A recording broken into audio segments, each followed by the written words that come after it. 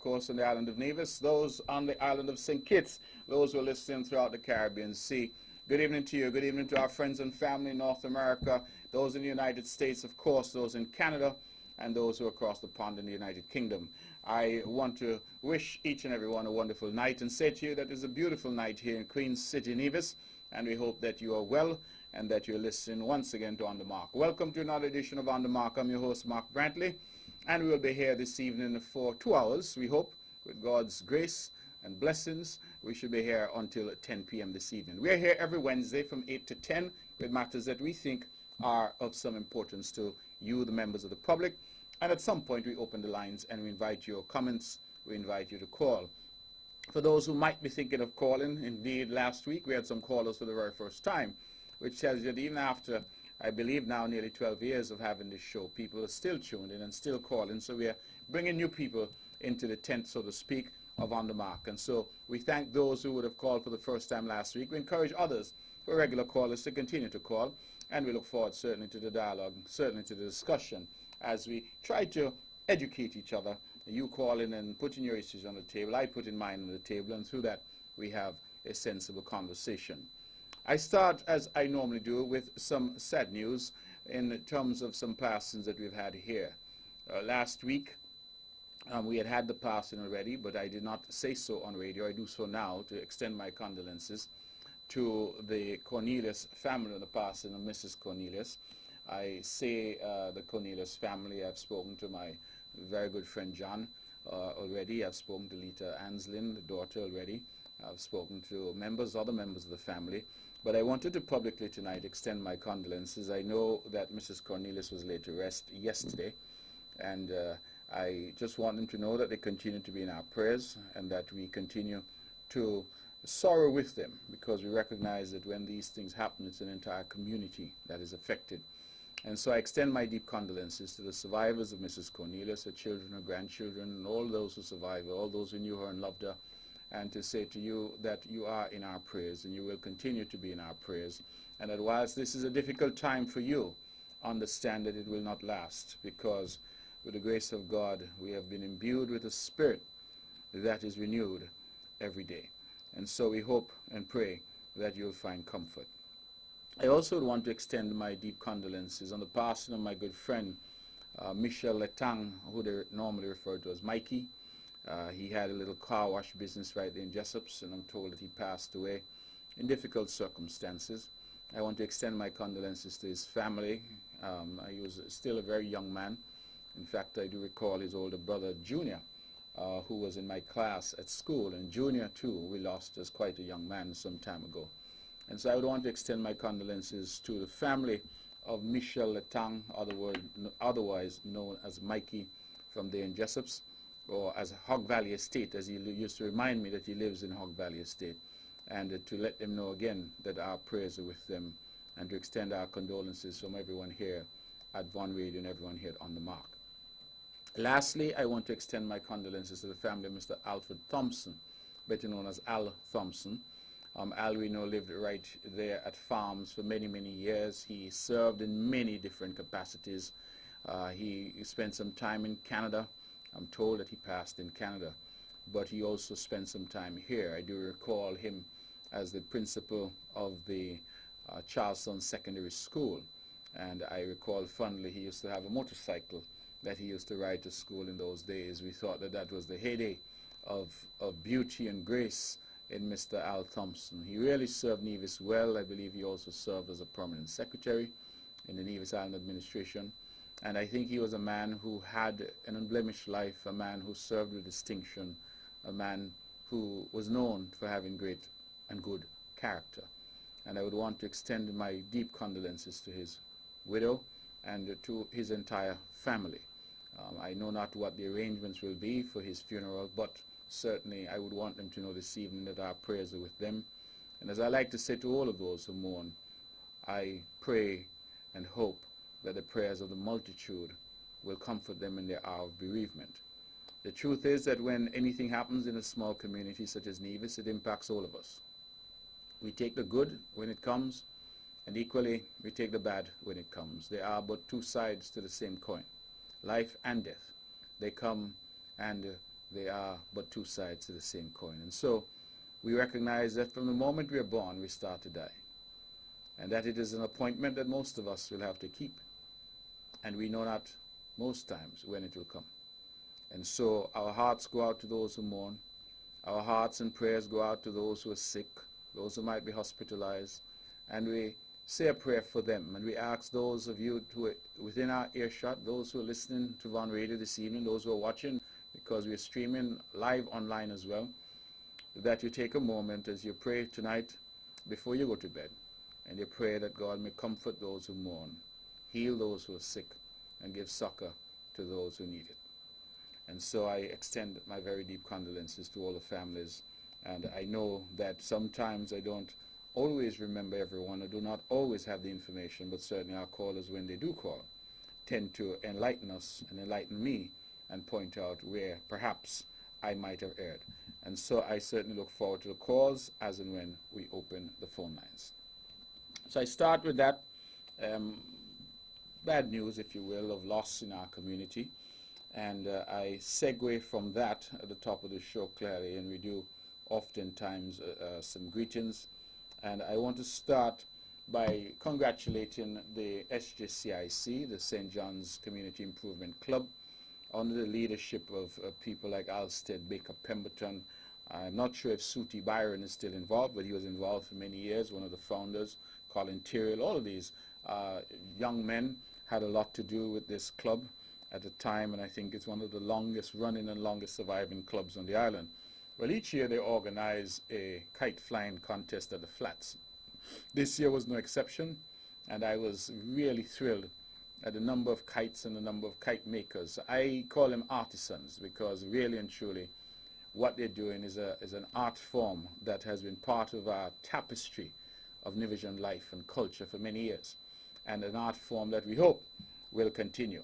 And to see the guys, whether they're in Pond Hill or Bart Village or Rollins or Hamleys Road or wherever they may be, making their kites and bringing their best kites to show, I thought that that was instructive. Now, I have a list here of the winners, and I'm told that they're going to be receiving some monetary prizes. This list was provided to me by Mr. Pemberton, and of course, I agreed along with others, because these undertakings always require some contribution. So I've agreed to contribute certainly to this. But I would want to congratulate, based on the list he's given me, Mr. Gino Liebert, who got 2 first places and a 2nd place. Mr. Trevius Smitten, who got 1 first place and a 2nd. Mr. Ishmael Farrell, who got 1 first place. And Mr. Arthur Farrell, who got 1 second place. And last but not least, Mr. Kevin Isaac, who got 1 second place. And so I want to congratulate all of the youngsters who would have done so marvelously well and who continue to contribute to kite flying and the art of kite making. While I'm in congratulatory mood, I think it is also important that I congratulate our under 17 4x400 meter boys relay team. They won a bronze medal at the recently concluded Carifta Games, and I think that we ought all to be exceedingly proud of them. I want to congratulate the entire team, to be sure, and all those who participated. But I think it is important to highlight the achievements of these 4 young boys under 17. They are Khalil Roberts, Kamali Newton Roberts, Akadianto Willett, and Keanthony Benjamin. Let me say that again. Khalil Roberts, Kamali Newton Roberts, Akadianto Willett, and Keanthony Benjamin.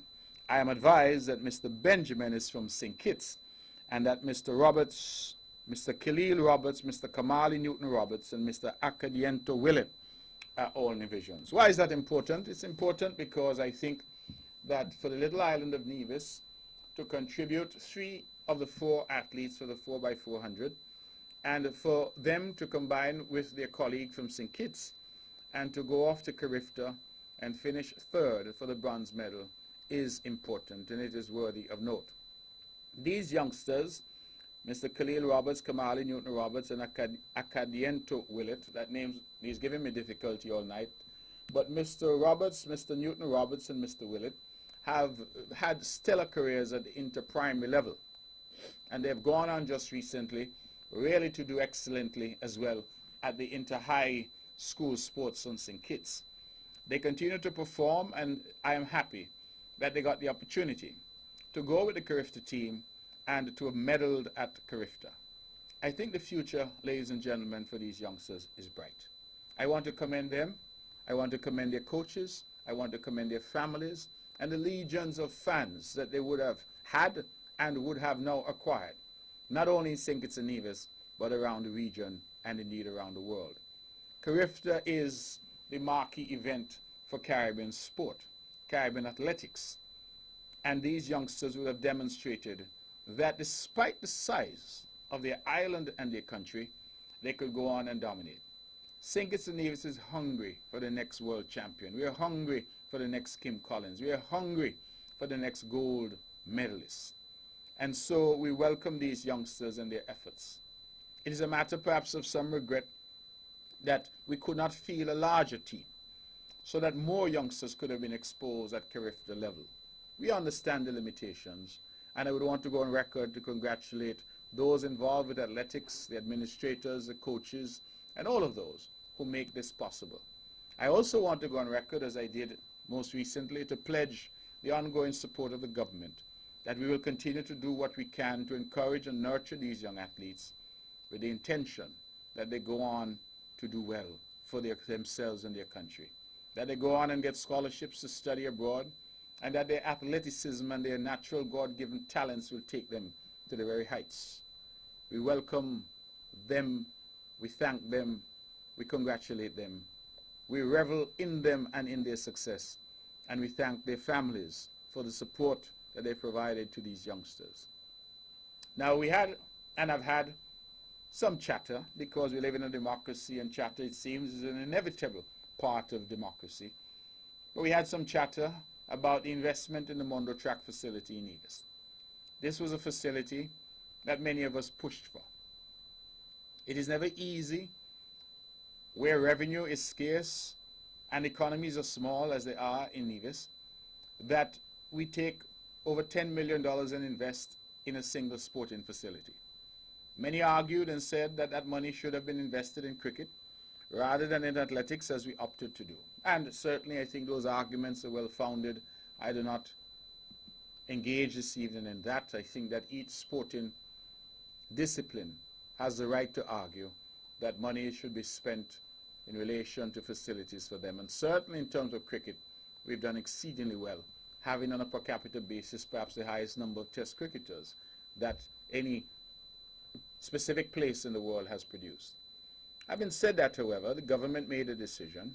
As the Minister of Sport then, I pushed very hard, and we were able to get the facility, which we now refer to as the Mondo facility. We did not scrimp, we did not scrape, we didn't do anything that was second rate.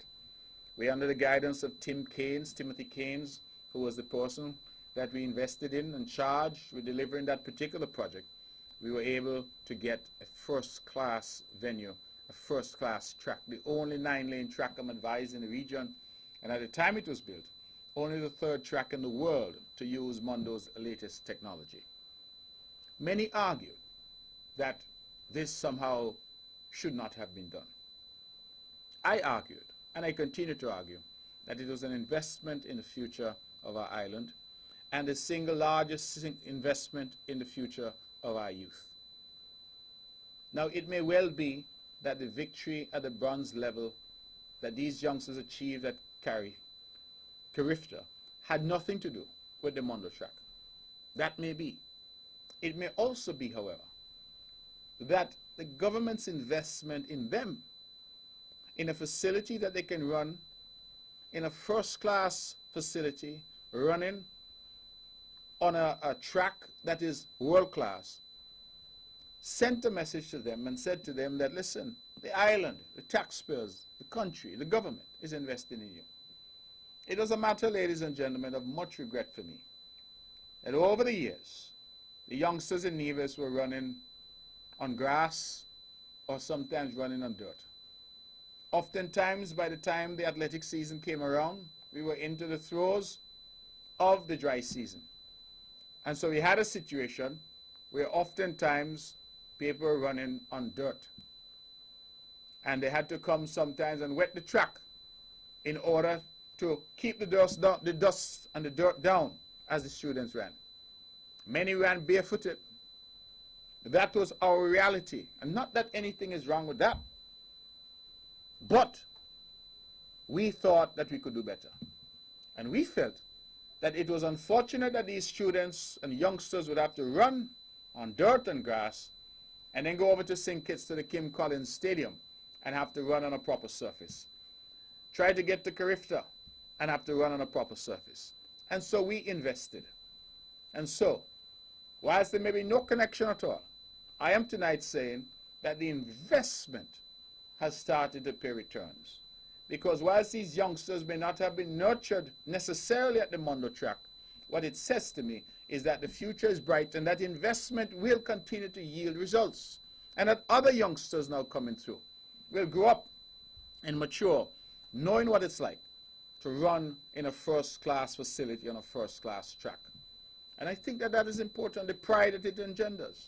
And I am pretty sure that when these youngsters, Newton Roberts, Willett, and Mr. Benjamin in St. Kitts as well, but for the moment let me focus on the three youngsters from Nevis, that when they are able to go back to their schools, the Gingerland Secondary School, I'm told in the case of Mr. Roberts and Mr. Newton Roberts and Mr. Willett, at the Charleston Secondary School, certainly we are hopeful that other youngsters will look to them as the young heroes, the young track stars, and seek to emulate them.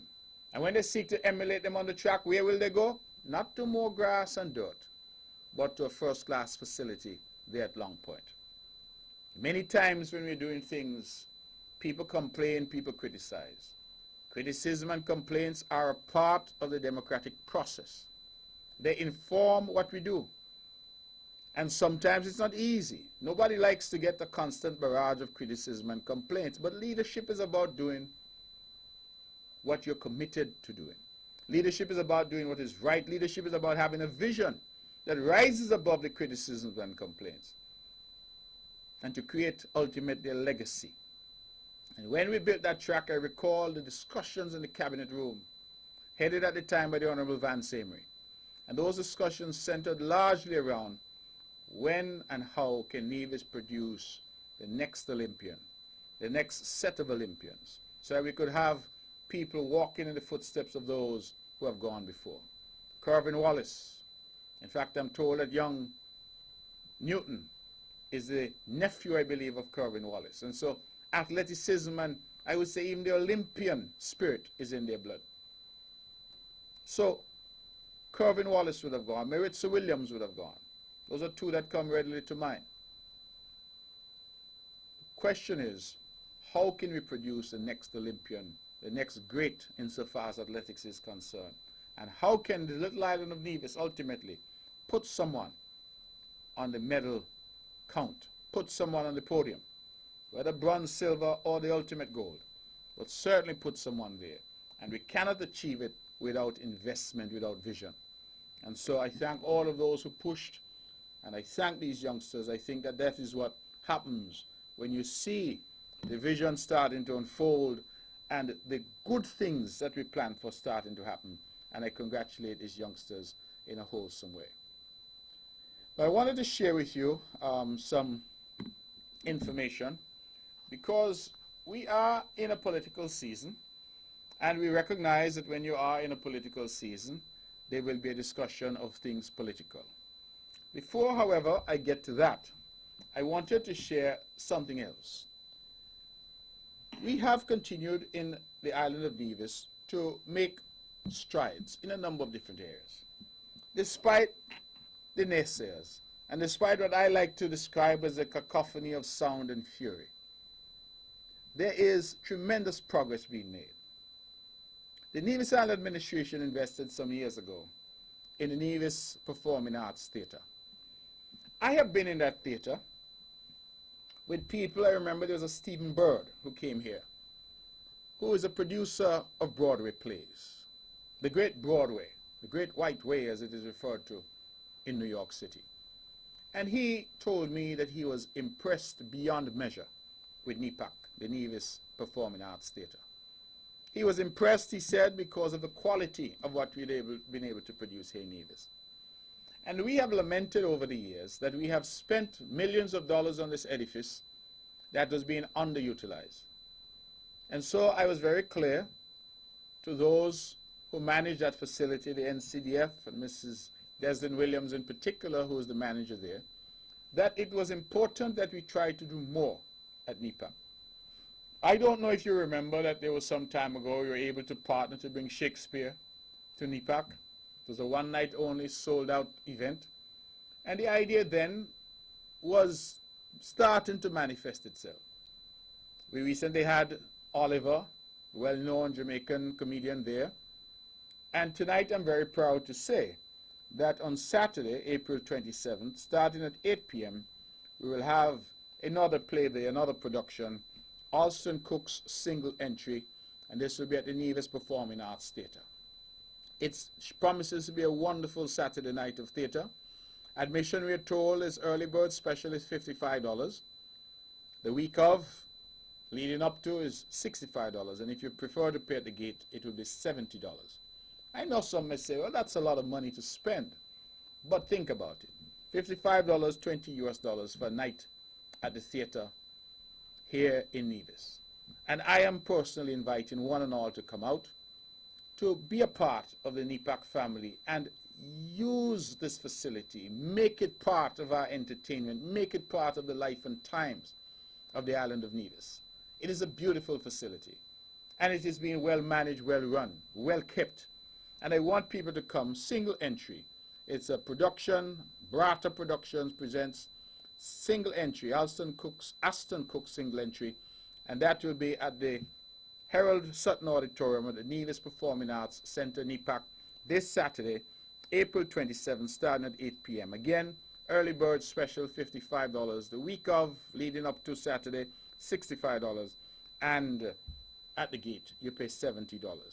And I would really want to invite. I believe that Mrs. Williams Johnson, who manages the facility, had indicated that she would wish to call. Mrs. Johnson, Williams Johnson, if you're listening, 869-469-1616, 869-469-1700, if you wanted to add something in terms of promotion of this particular play and production. But I'm inviting all of St. Kitts and Nevis to come out, all who are here, all who can hear what I'm saying, to fill the auditorium there. It holds 400, and I believe we can fill it to capacity to have a warm reception to these who are coming to put on this production, and to ensure that we continue to make theatre a part of the life and times here in our beloved island. So again, Aston Cook's single entry comes to Nevis, Saturday, April 27th, that's this Saturday, at 8 p.m. at NEPAC. Again, the cost, $55, early bird special, $65, the week leading up, and $70 at the gate. And so we had asked Mrs. Deslin Williams Johnson to call in. She's the manager at NEPAC. She's on the line, so let's take a few moments and just talk to her. Good evening to you. Hi, good evening. How are you? I am well, thank you. Thank you so much for calling. Tell us a little bit about this play and why people should come out to see it. Well, it's a production put on by Andrew Clark of Brata Productions in New York.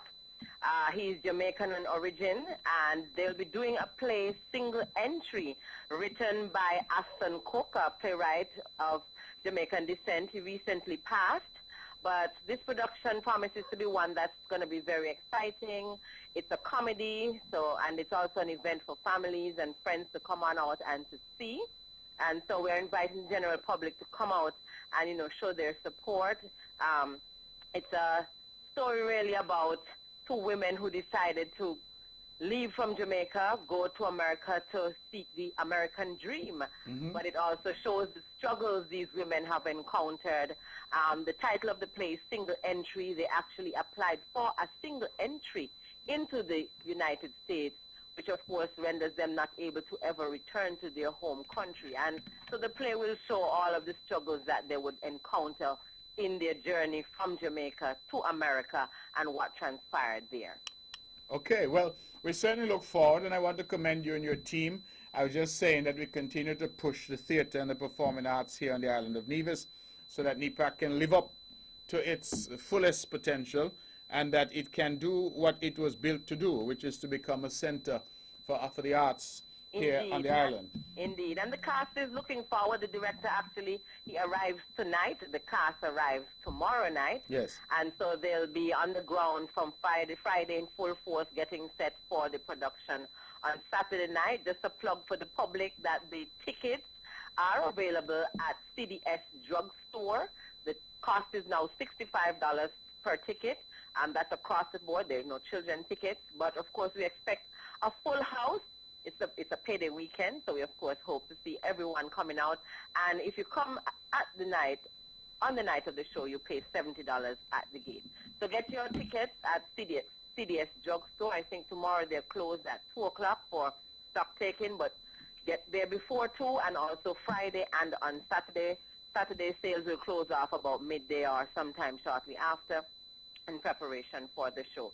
So everybody needs to come on out, show their support, come and enjoy an evening with a difference. Okay. Thank you so much for that.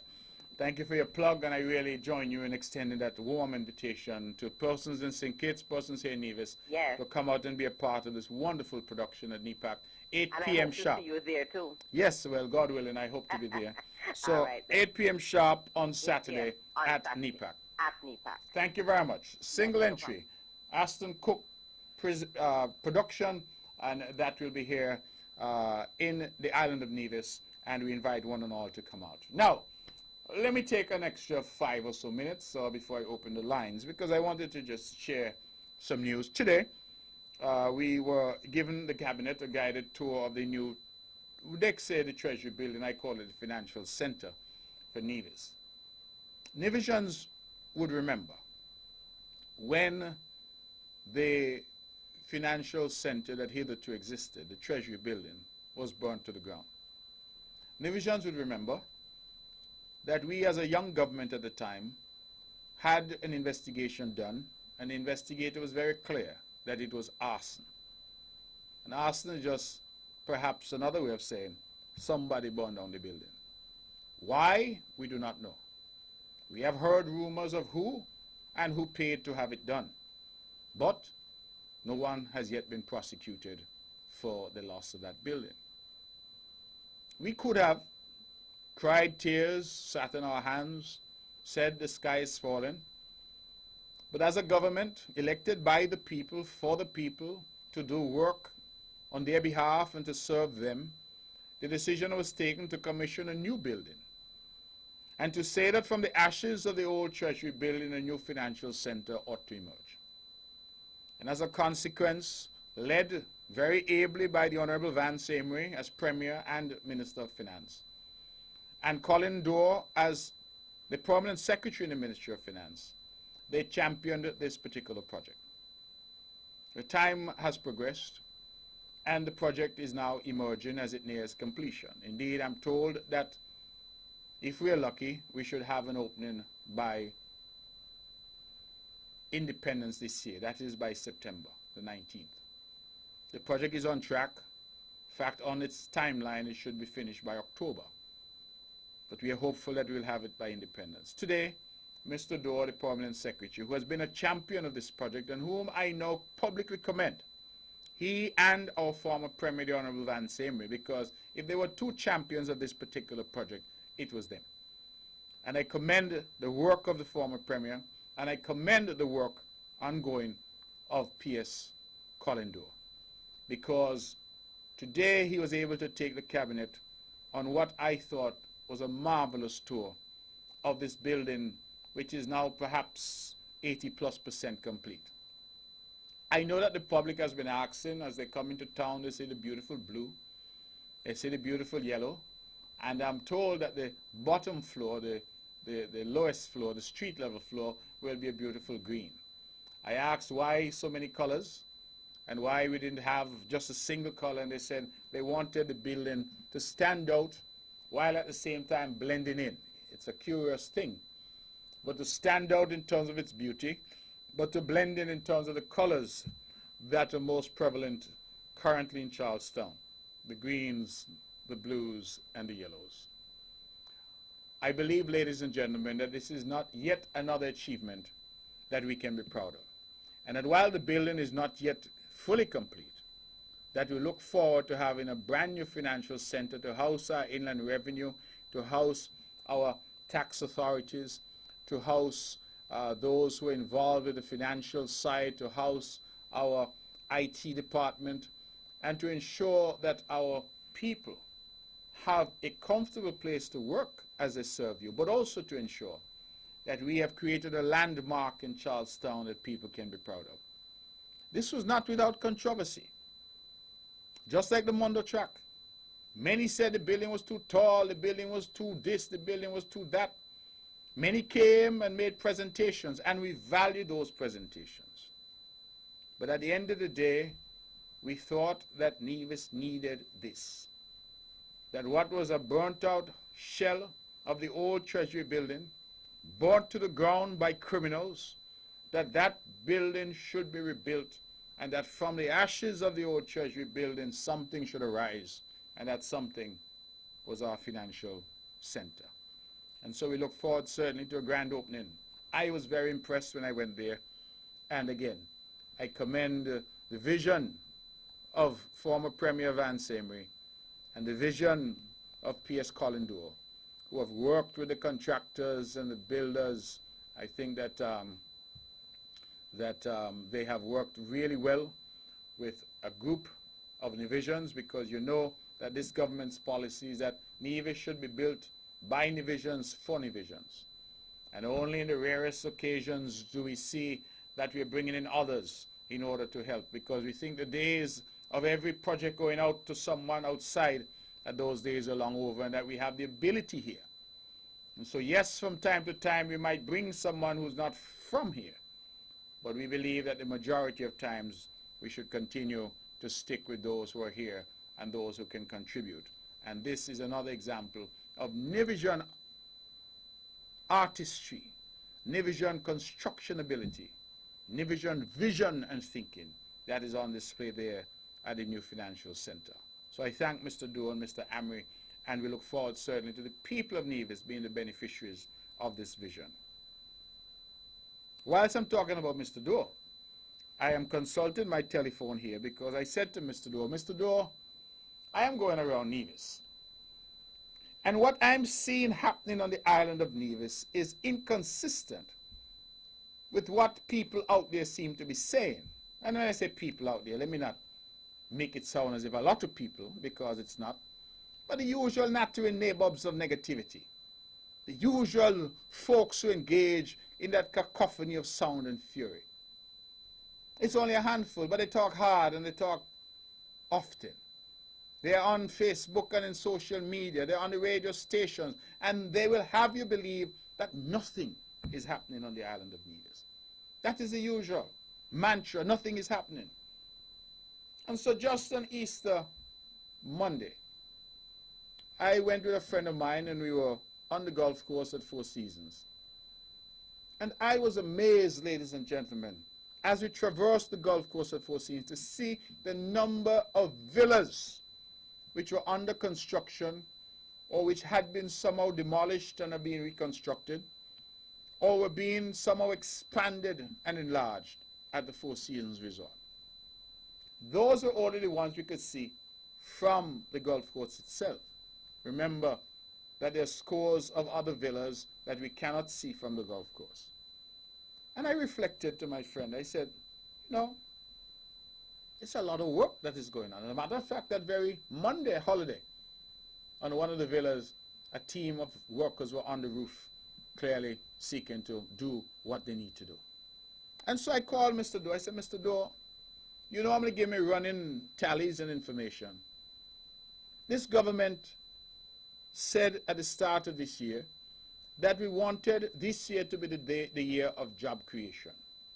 We wanted this year to be the year when we sought to go forth and create jobs in the country, move our economy forward. And whilst, yes, all of us are hopeful and we continue to work for the large project to come, there's value in a number of small projects. Because as the old people say, one fill basket. And we know that small and medium enterprises continue to be the backbone of any economy globally.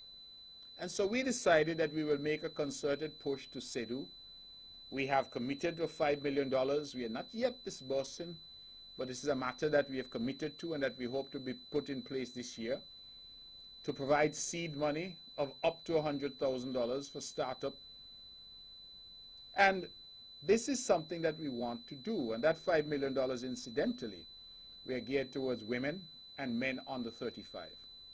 Let me say that again. Men under 35 and any woman. The idea is to empower more women to own their own businesses and empower more youth under 35 to own their own businesses. That is the idea. And so, how have we been doing? What is the scorecard? I asked and I was told that in 2019, as of today, we had 1,356 active business licenses. I think that that's important because people come in each year at this time and renew licenses, and of course you can apply for and be granted a business license at any point during the year. When you think of the size of Nevis, and you think that 1,356 persons would have secured business licenses as of April 2019, it says something tremendous is happening on the island of Nevis. A population of about 13,000 people. And of that population, 1,356 business licenses. Now, of those, I'm told 119 new businesses have been established this year alone. Of those, I'm told that we had 262 new business licenses approved in 2017, 251 in 2018, and we had 119 already for 2019. These are new businesses. But the global total is now 1,356. I think, ladies and gentlemen, by any stretch of the imagination, that is extraordinary news for the island of Nevis. Extraordinary news for the island of Nevis. But the news doesn't stop there. I want to share a bit more news with you before I get into some other matters. We have seen some numbers now from Social Security for employment in Nevis. And we're pleased that for the period January to December 2018, we had 475 new jobs registered on Nevis. Or new, let me rephrase that. I want to be very careful in my language. 475 new registrants for Social Security. And you know, you can't register for Social Security unless you have a job. This is an increase over 2017. 2017 we had 367 new registrants, and in 2018 we had 475 new registrants. Of those, 51.8% are female and 48.2% are male. So we've had 108 more jobs created in 2018 than were created in 2017. I think, ladies and gentlemen, that is significant. We then look at the self-employed because we understand that some individuals are self-employed individuals. And we had 67 new self-employed registrants for 2018. Now, that is separate to the 475 employees that would have been registered. We had 67 new self-employed registrants for 2018, an increase of 10 or 18% over the number of self-employed 57 that registered in 2017. I believe, again, that these are significant numbers for the island of Nevis, and that we, ladies and gentlemen, ought to take some comfort and some pride that these numbers are trending in the right direction. I think another number that you ought to have, the average gross monthly wages increased from 18.54 million in 2017 to 19.04 million in 2018. Let me say that again. The average gross monthly wages. So that means every month in the island of Nevis, in 2017, you had $18.54 million in wages being paid. And in 2018, that number had jumped to $19.04 million. So not only do we have more jobs, of course, the wage packet, the overall wages, is also much higher. And I think, ladies and gentlemen, that that too is significant. Now, I'm going to open the line shortly because I know people are anxious to call. But before I do, let me take an additional couple of minutes. I've had a message from my good friend, my dear friend, my brother, Dr. Packer. And Dr. Packer is saying that he wants to thank everyone. Let me read what he sent me here. He says, send out a nice thank you message for me to all who came to his big fish fry. Remember, I advertised Dr. Packer's fish fry. And on the flyer for the fish fry, he tell you how much a plate of chicken would cost. I remember that.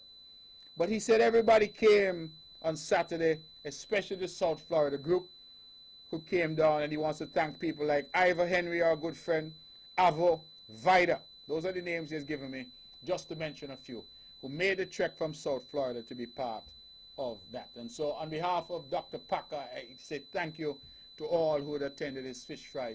And I hope he had fish to fry and fish to eat and fish to buy, because on his flyer, he told you very clearly how much chicken was going to cost. He also sent me some bogus thing. I really don't know. Say, and Abernathy, if you're listening, Packer say he already booked his flight for Culturama 45. He even sent me an itinerary here, but he giving me some things here. The only thing I recognize on it is SKB. I don't know where this MCO, what that means. But he sent me something here, and he said he booked early because you want to take his name out of me and your mouth, Abernathy. That is what he has said, so I'm just letting you know that is what the man said. And so, Packer, I have delivered your message to one and all, and I thank you and those of you who I believe you said in Central Florida who are doing your thing. Now, I will take not too long, a few more minutes. Ladies and gentlemen, we recently had a decision from the High Court here in Nevis. And it was a decision that involved the Nevis Housing and Land Development Corporation and the Minister of Agriculture, Lands, Housing, who's our Deputy Premier, the Honorable Alexis Jeffers. The Minister Jeffers, I know him well. Minister Jeffers is a dedicated public servant. We both joined the CCM when we were in opposition, and we fought alongside our then leader, the Honorable Vance Amory, to restore decency and good governance to this country.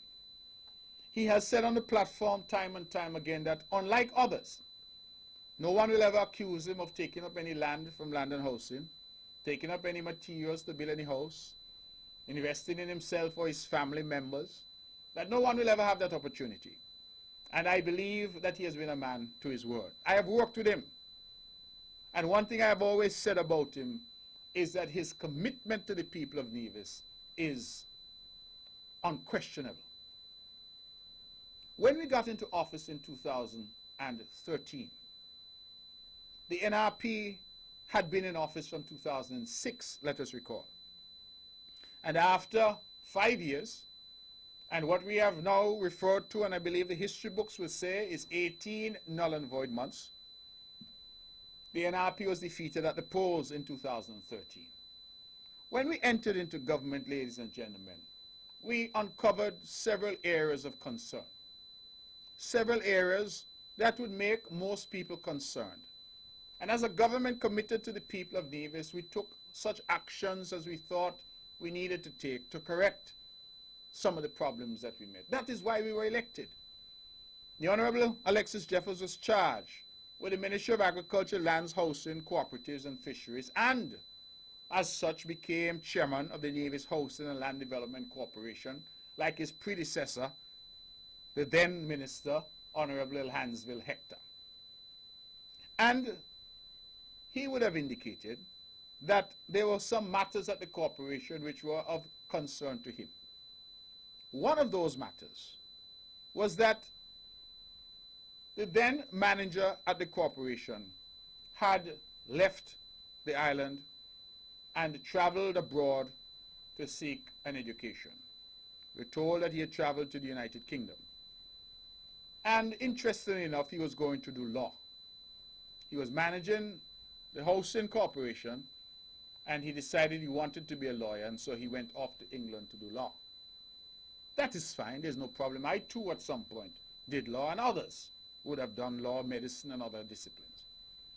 But he decided he wanted to do law, and he applied to the corporation that he worked at as manager for essentially a scholarship. He wanted leave. The corporation did something rather interesting. They gave him a new contract which would end in 2015. They extended his contract. They said, you are free to go to England. Whilst you go to England, we will give you 42,000 EC dollars. At the time, it worked out to 9,741 pounds sterling in cash. So we give you that as a lump sum, 42,000 EC. We will give you your full salary while you are studying abroad, and all the benefits that you're entitled to under your contract. I think the full salary was $7,500 per month. So you get that in full. You get $42,000 up front, cash. And in addition, the cabinet of the Nevis Island Administration, led by the Honorable Joseph Parry at the time, decided that they're going to give this young man 80% of his tuition and living expenses. Living expenses were not defined, but living expenses, one understands, can mean your rent, your food, your transportation, whatever your expenses are to live while you're in England. You'll get 80% of that and 80% of your tuition, plus your 100% of your salary here at home, plus $42,000 in cash.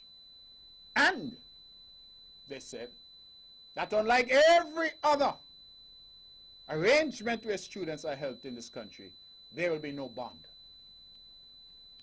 And just so those out there who are asking about a bond is normally done to ensure that when the government has invested in a student, that they come back to Nevis, either to serve the government or they come back to serve the island. Because, of course, it makes sense that you encourage people to come back home to contribute to the development of Nevis. So I want you to hear me and understand properly. The NRP would have given this young man full study leave for 3 years. And if you're home, you could have your calculator out and start to add up. $42,000 in cash. His full salary per month of $7,500 plus other benefits. His full benefits. 80% of his tuition whilst in England. 80% of his living expenses while in England. And no bond. Let me say that again. Full study leave for 3 years. $42,000 in cash. His full salary of $7,500 per month. His full benefits. 80% of his tuition. And 80% of his living expenses whilst he was in the United Kingdom. And no bond. That means that when the young man was finished, he was free to go wherever he wanted to go and could not come back to Nevis if he didn't want to. He had no commitment whatsoever to the island of Nevis. Now, I have been in government for a little while, and most public servants who go away to study get perhaps 4/5 of their salary while they're studying. And you could be rest assured that they don't get a penny unless they go to the legal department and sign their bond, that they'll come back. That is almost a prerequisite for any assistance that is given. Most people, when they're going to study, and they're coming out of a system, they're coming out of the civil service or the public service in some way, they go and study an area that is relevant to that, what they're doing. So if I'm teaching in the school, biology, I go and I study biology to come back. I'm doing chemistry, something like that. I'm in the health-related field, I'm doing nursing, I go and do nursing and come back.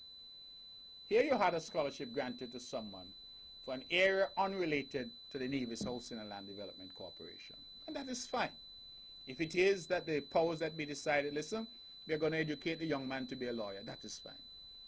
But the terms, again, full study leave, 3 years, $42,000 cash, raw cash, 80% of the tuition and living expenses, whilst in England, $7,500 a month, full salary, whilst he's away for 3 years.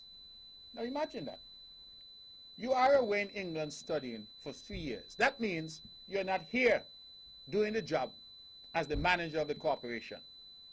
But for the 3 years that you're in England, you're collecting $7,500 every single month being paid to you by the same corporation that you're supposed to be managing. Full salary, full benefits. Then on top of that, whilst you're in England, you get 80%. So if your living expenses in England, for your laundry, for your transportation, your food, your rent, if your living expenses in England for you and your family works out to £5,000, £6,000 per month, you get 80% of that. You get 80% of your tuition. And on top of that, you hold in your hand $42,000 in cash. And then they said to you, there's no bond. Thou good and faithful servant, having spent this kind of money on you, you can go free as a bird. You don't need to come back to Nevis to serve a day. That is what we met. So the Honorable Alexis Jeffers, a man whom I know and I've been proud to serve with, said, no, I do not believe that this is in the best interest of the people of Nevis. And so he sought to stop this arrangement. And that is what the court case was about. The young man sued, and I have not come here to talk about it before because the matter was in the court. But the young man sued, and when he sued, he said that the process that was engaged in to stop his $7,500 a month and his 80% tuition and all the benefits that he was supposed to get, that process was unlawful. It wasn't done properly. And the judge has agreed with him. The judge said that the way that Minister Jeffers went about stopping these benefits, that amounted to an improper procedure that was engaged in against this individual. And so, ladies and gentlemen, that is what the sound and fury is all about. The NRP has been celebrating this case as if they've won an election. And they have said and trumpeted to the world that, oh, the NIA and the Nevis-led government and the CCM has done something wrong. And it is true that the procedure employed was found by a court to be incorrect. But I have said there's a court of law and there's a court of public opinion. And tonight I say openly, can anyone out there tell me whom they've ever heard has got a deal such as this? Whom has ever benefited from this type of largesse? And you tell me that if that is fair in your mind, to the other student who's out there, who even now is under the sound of my voice, and who's getting a mere $5,000 a year, because that is what we give, or is getting a 3/5 salary, and is bonded to come back and work, so they don't have the luxury of going wherever they wish when it's all said and done. Bonded to come back. People who don't know what it's like to get a full salary. And remember, you know, if the manager of the corporation is away in England for 3 years and is receiving his full salary for those 3 years, you still have to pay somebody here to take care of the corporation in his absence. You understand what I'm saying? You still have to pay someone here. So assuming you have an acting manager, while the substantive manager is away for 3 years studying, And you start to add up the costs. I want you to do for me. Take out your calculator. Let me see if I can find a calculator on this phone. And let me pull up what it looks like. $7,500 times 12, that's per year, times 3 years, $270,000 raw cash. Plus, let me add that, $42,000, which you got in your hand, $312,000. Okay? Let us say that you live in expenses in London. Let me be reasonable and say $5,000 per month. Just trying to reference. 5,000 pounds, I'm sorry. You multiply that by 12. You multiply that by 3 years. 180,000 pounds. Multiply that by, let's say 4. 720,000 EC dollars. And then you times 80% of that. Another $576,000. Add that to the, was it 310,000 that we had before? 42, 618.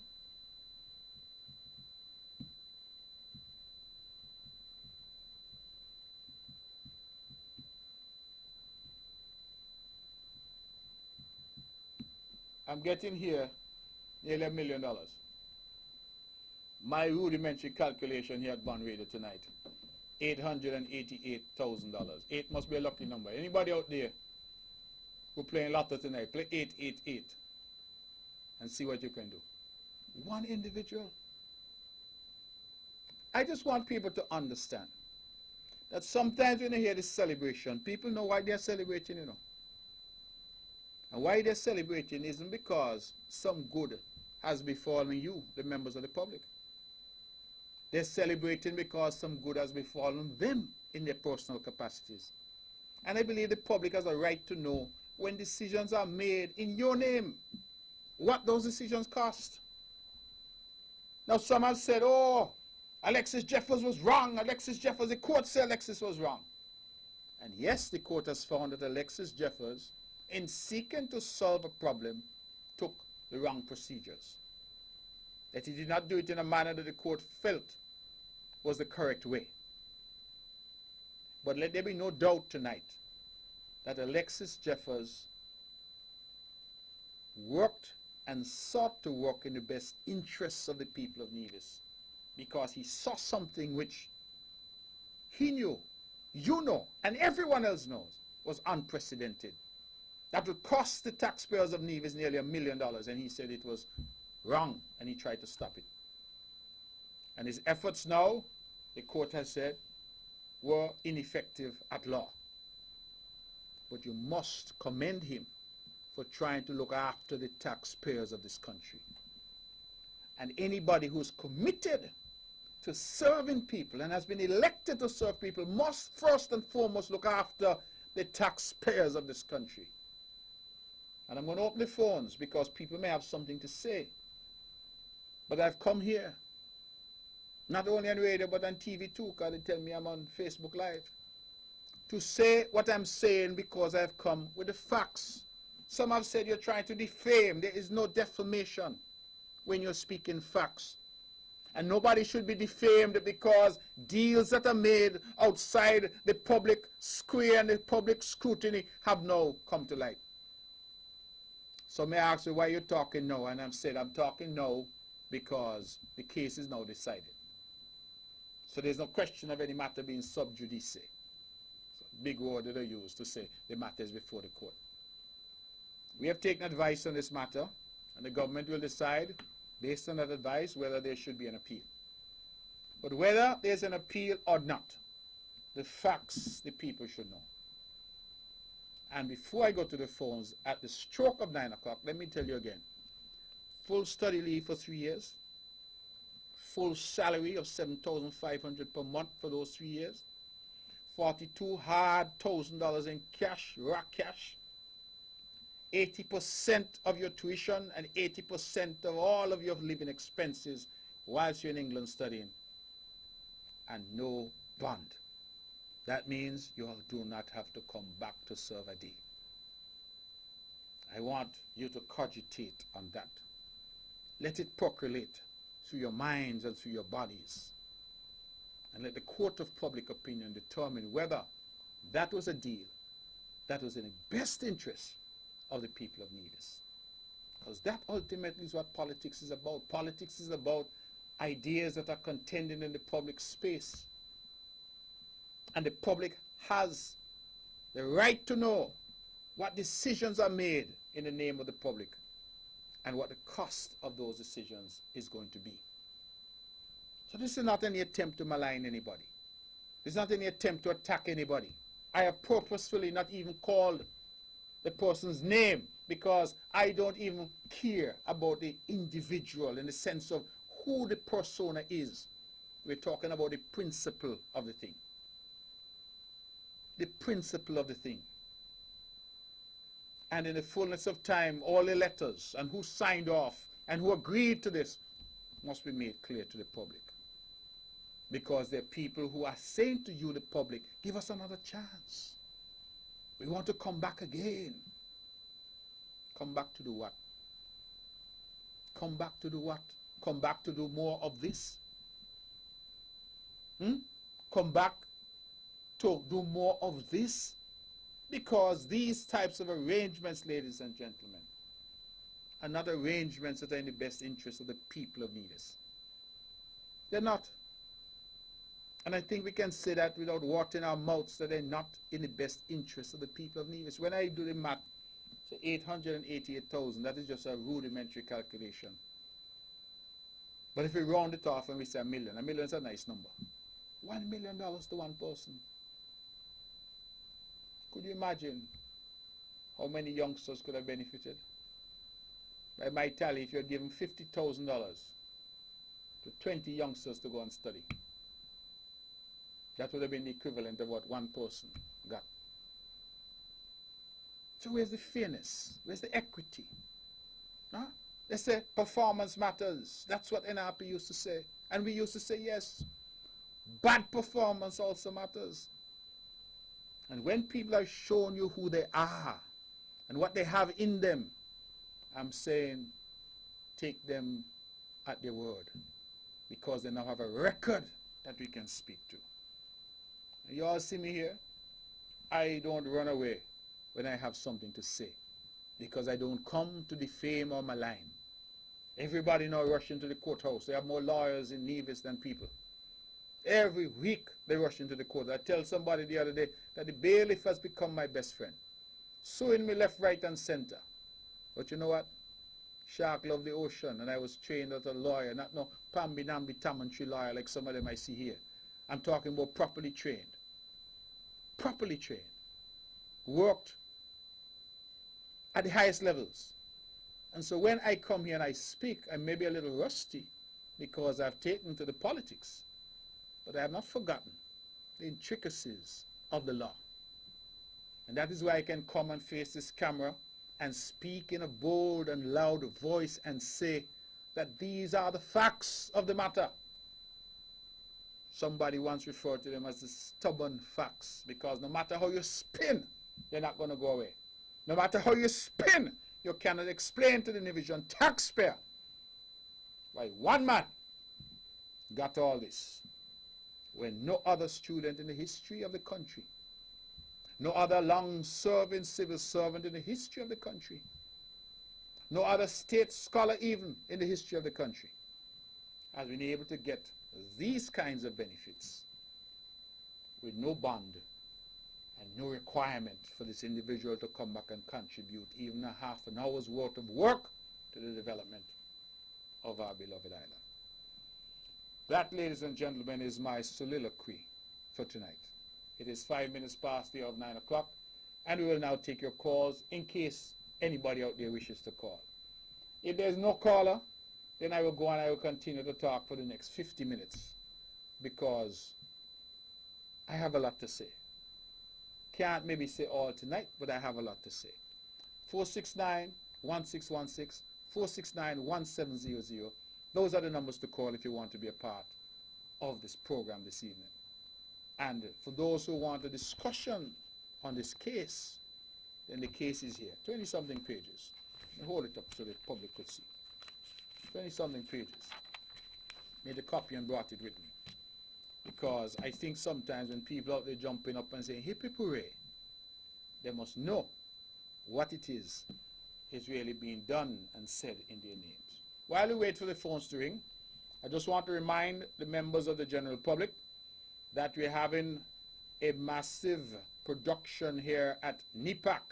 Single Entry, that's the name.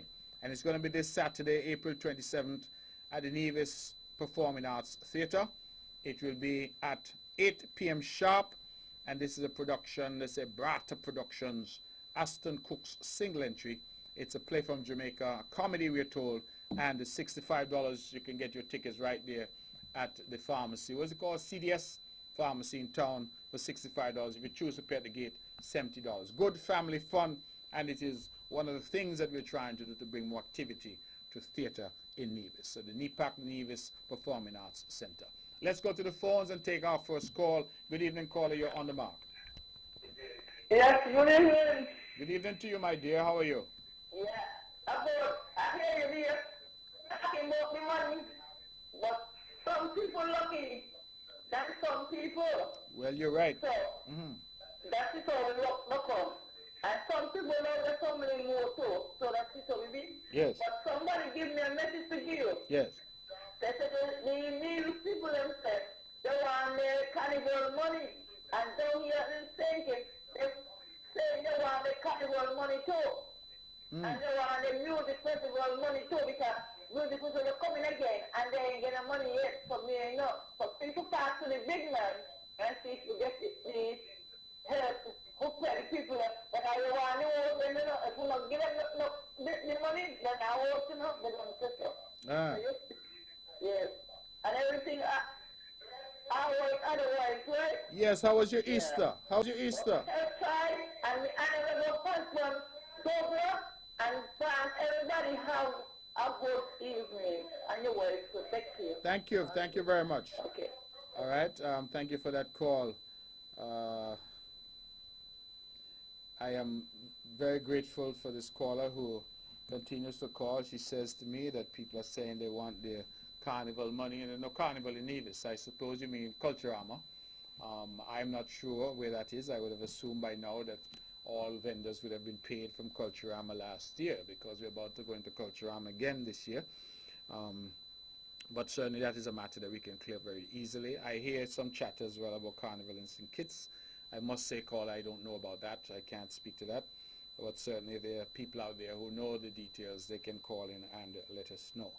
The time now is just about 8 minutes or so past the hour of 9 o'clock. We've opened the lines and are taking your calls at 869-469-1616, 869-469-1700. Those are the numbers to call if you want to be a part of the show.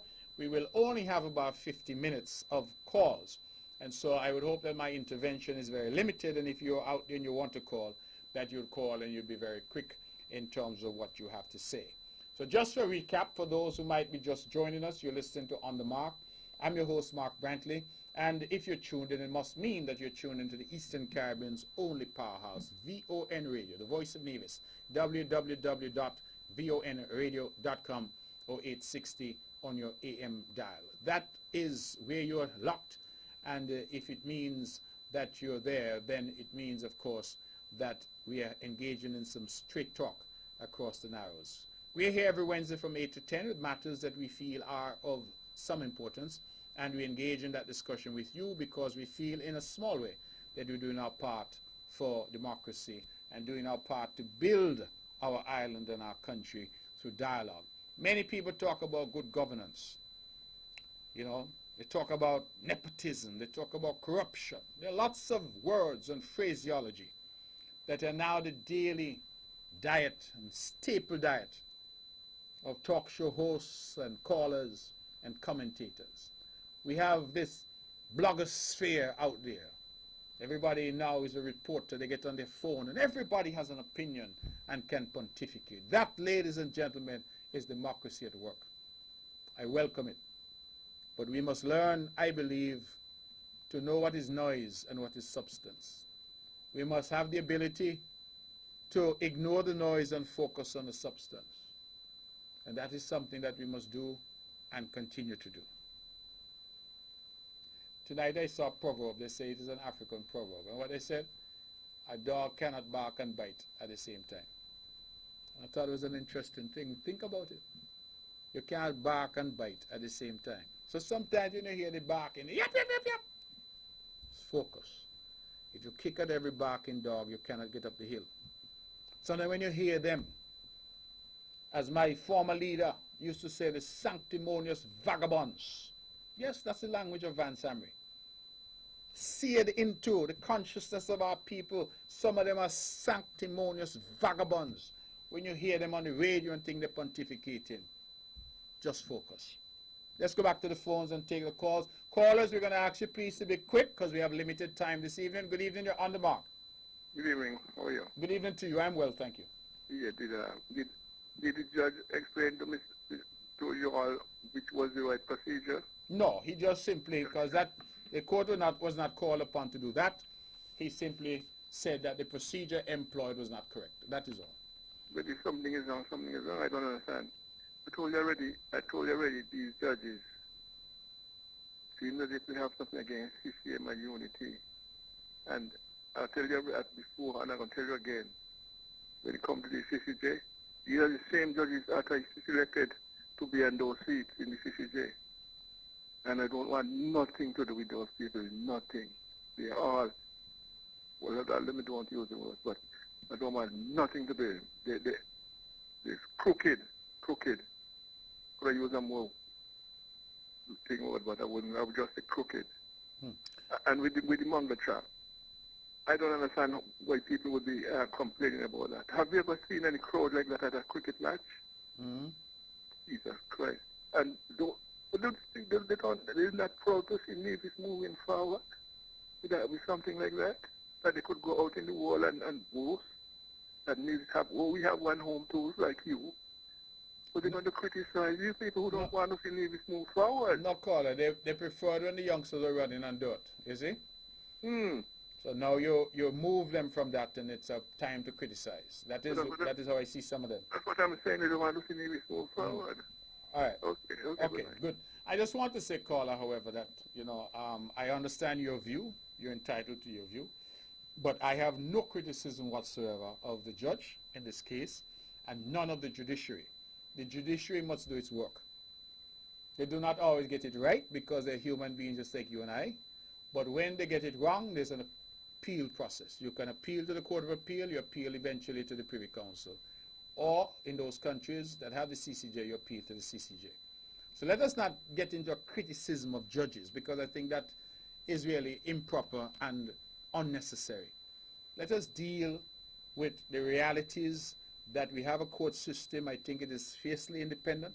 I think the court system is an excellent court system, and I believe that this is something that we should be proud of. And that doesn't mean we'll agree with every decision, but we should be proud of the court system, which is independent, fair, and impartial. I don't think there's any court having anything against the government. Governments will go to court. Sometimes they win, sometimes they lose. That is not for me. That is for the lawyers to deal with.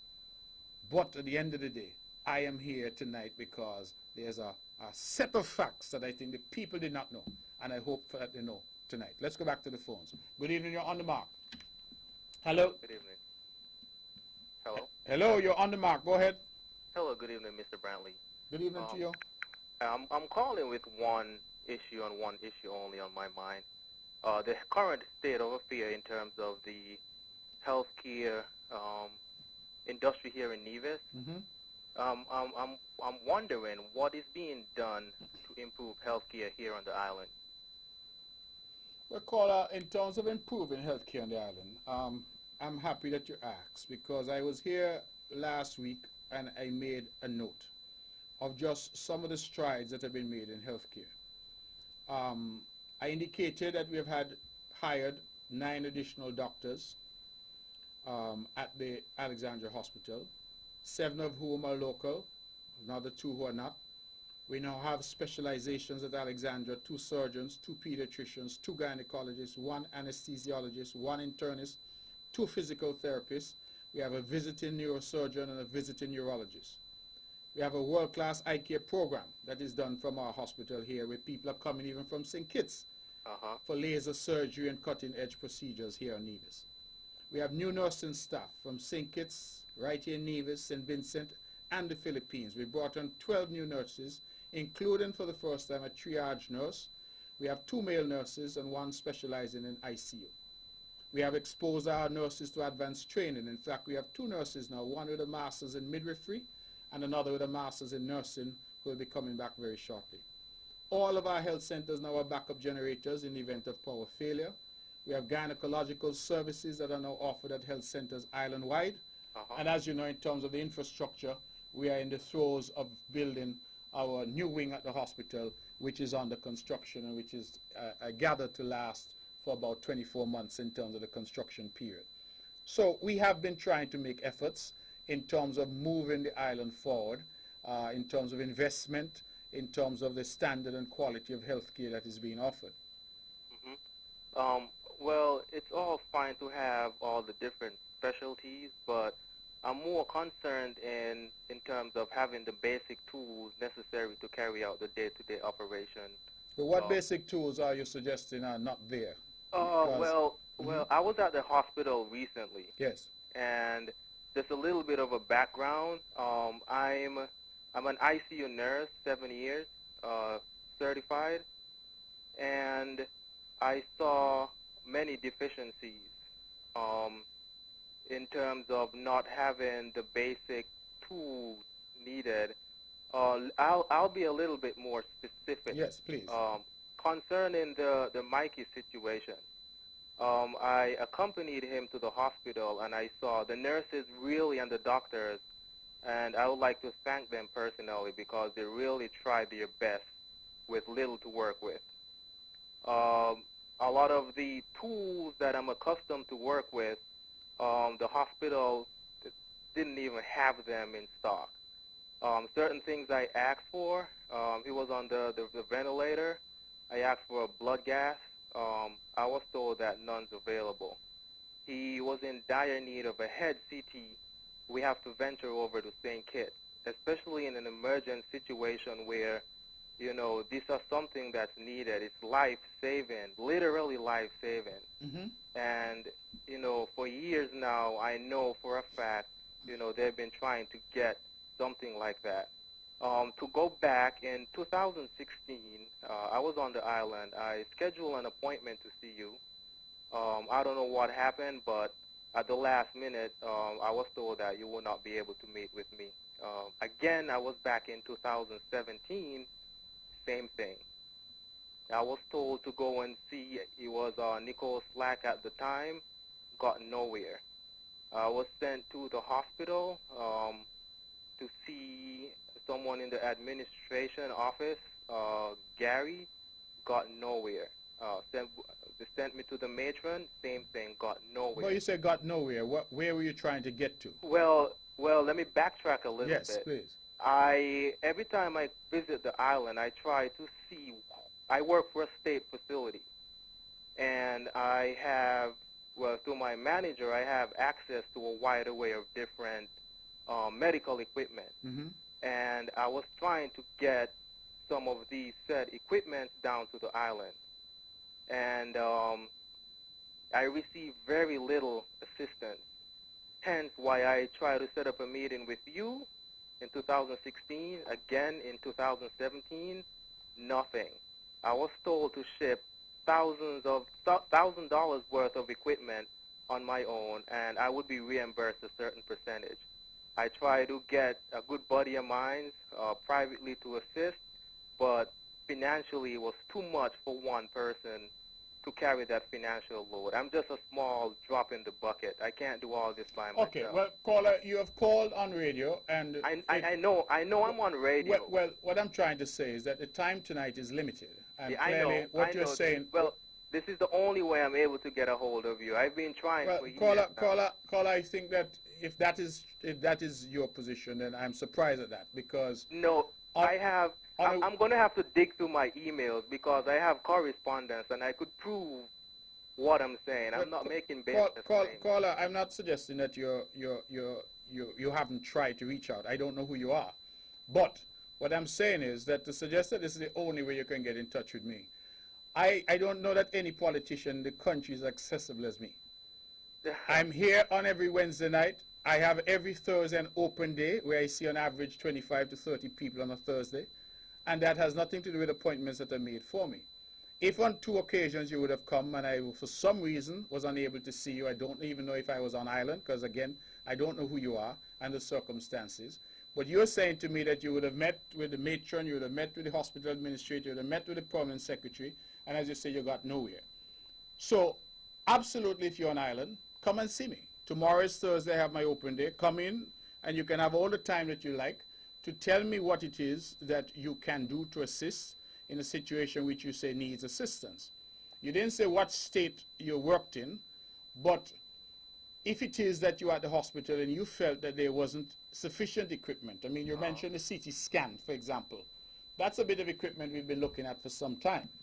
It's a bit of equipment which on the last numbers that I saw brought by the Minister of Health to the cabinet was going to cost us, I believe, nearly $1 million US. Yeah, but at the same time, one life lost is one too many. Well, I understand that. But the reality is also that monies are spent in different ways and there are competing demands for that.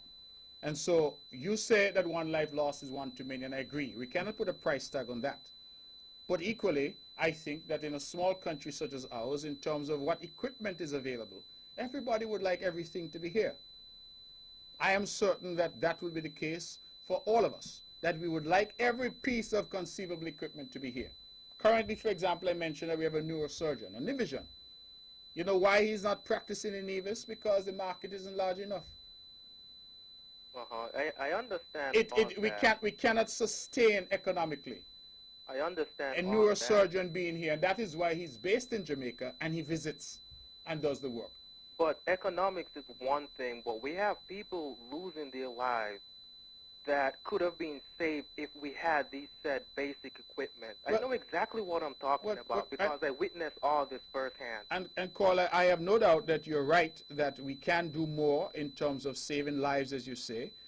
But again, there's always a question of how much can a small island manage to do. And I understand all that. So, can do more and actually doing more, two totally different things. So all that list I just gave you in your call, that doesn't constitute doing anything in your view?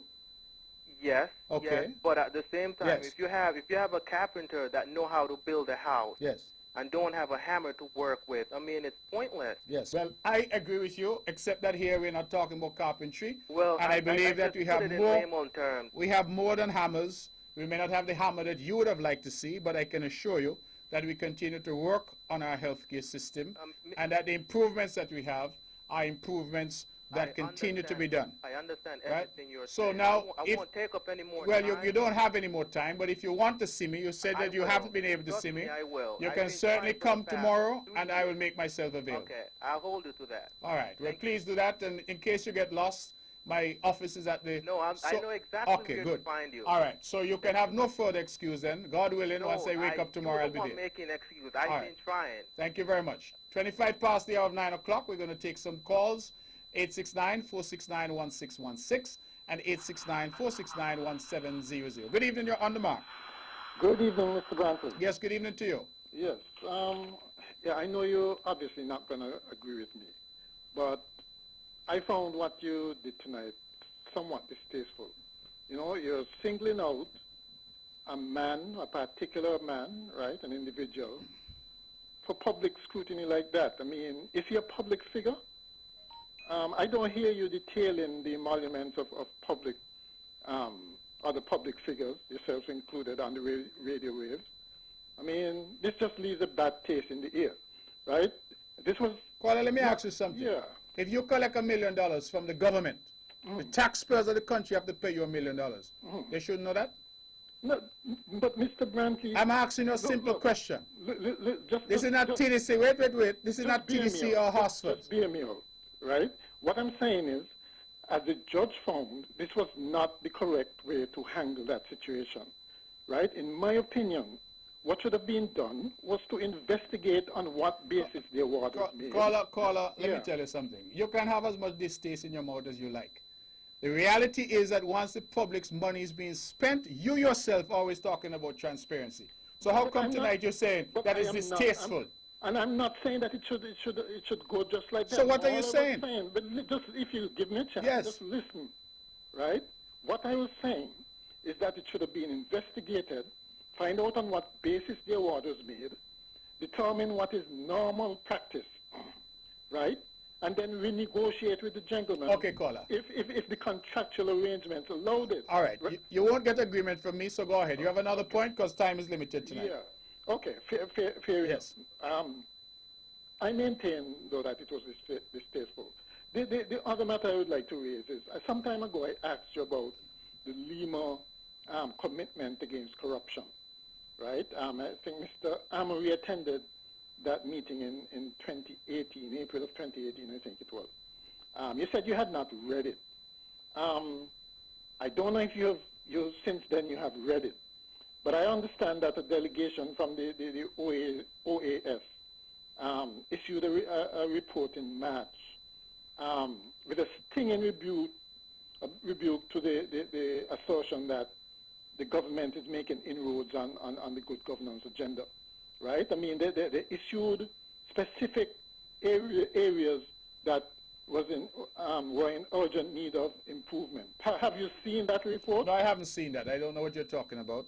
Yeah, okay. Right? Well, you know, it's something to look at. It's the OAS MACISIC implementation of the Inter-American Convention Against Corruption. It's a report, and I guess on a number of OAS countries, ours included. And so perhaps you can look at it. Okay. All right, Okay. caller. Thank All you right. very much for that. Let's go back to the phones and take some more calls. Good evening. You're on the mark. Hello? Hello? Good night to the honorable Yes, you're on the member. mark. Go ahead, please. We don't have a lot of time tonight, so go ahead. Make it quick. I listened to your opening statement Yes. about this matter, and I believe that it is right as the Premier to come out and say whatever this matter end up to. I mean that you got some people out there, Mark, bitter against the government, and they were glad for anything like this thing happen. This is taxpayers' money.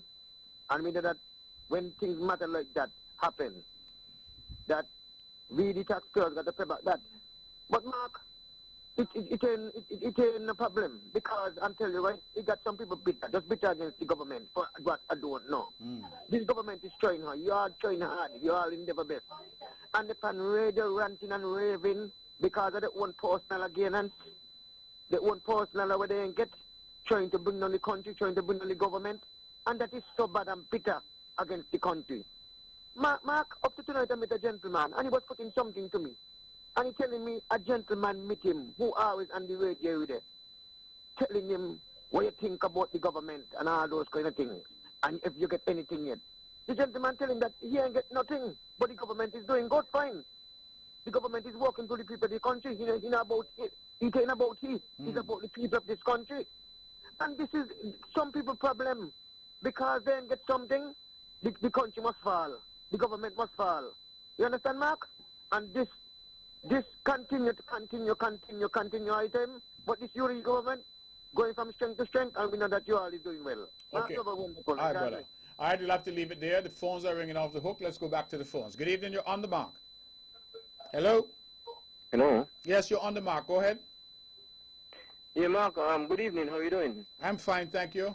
Yes, it so happened that I am here at the People's Action Movement caucus, which we have in our private session, so I can't listen to your program tonight. All right. You don't have a lot of time tonight anyway, because we only have about 50 minutes to cheer cause, and we have about half an hour left, so you have to make it quick. Yeah. Okay. Well, I know that your program, which I highly listen program, and I'm so sorry that I couldn't join the listeners tonight, but I am looking forward for almost the whole of St. Kitts to be at the People's Action Movement on Sunday the 28th. A very important convention, the 54th convention for the People's Action Movement. And it's going to be a convention, I think, of the century. So I invited the whole of St. Kitts and Nevis to be here. Well, I don't expect those who are in prison, those who are in the hospital, which we wish them well, and the people who would be under jobs. But every single other person we expect to join us here at the People's Action Movement Convention. So we hope that your evening will continue to be great, and we will continue the discussion another time. Okay, brother. Thank you very much for that. All right, so we've had a few calls, and it gives me an opportunity now. To the young man who called, I assume he's young, his voice sounded like a young man, about the hospital. I certainly hope you can make it to see me tomorrow. I do not understand why it is you would have tried to see me and not been able to, because, as I said, I pride myself on being accessible. And it must be that I was not here or something would have come up. In any event, clearly, based on all who you say you would have seen, that would have made nearly the full panoply of persons available to you. So I'm not sure why, as you say, that you were not able to help or they were not able to come to some understanding with you. Truth is that we in healthcare, in education, in all the other important areas in security, the island needs help, and the island is very happy to accept the help of those who come and want to help and are well-meaning and have the tools to assist. We certainly would want that. We do receive help, young man, from a variety of sources and nationals abroad. I can think of Hearts and Hands for Nevis, for example, out of New York. I can think of people like Mr. Sadio. I can think of the, is it called Circle of Care, I think, out of Canada. People contribute in a tremendous way to our hospital, to a flamboyant home. I mean, that is something that happens all the time. Certainly if you would want to be part of that contribution, I see no reason at all why that facility has not been provided and the avenue provided for you. So, as I said, I hope to be in office tomorrow, and I hope that you can come by and we could have a chat. Insofar as the hospital is concerned, there will always be arguments over what the hospital should have and what it should not have.